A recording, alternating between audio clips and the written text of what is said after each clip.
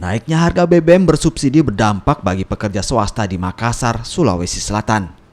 Para pekerja yang setiap hari menggunakan kendaraan selama jam kerja terpaksa harus menambah biaya untuk pembelian bahan bakar minyak.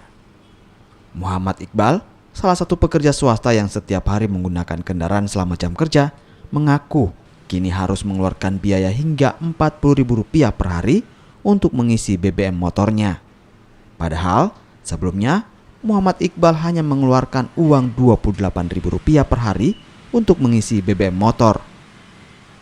Untuk menghemat pengeluaran, Muhammad Iqbal terpaksa mengurangi aktivitas kerjanya menggunakan motor.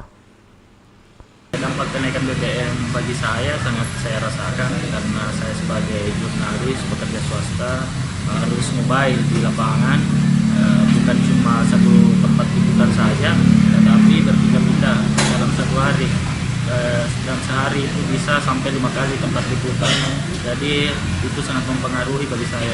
Yang awalnya saya beli full hanya 27.000 atau 28, ini meningkat sampai 38.000 atau hampir 40.000. Ini sangat mempengaruhi saya. Kemudian untuk mengatasi itu, saya kemudian mengurangi mobile saya di lapangan.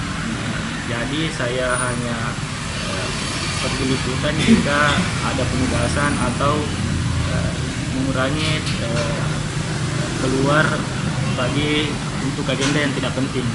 Kenaikan BBM berdampak juga pada kenaikan biaya makan sehari-hari.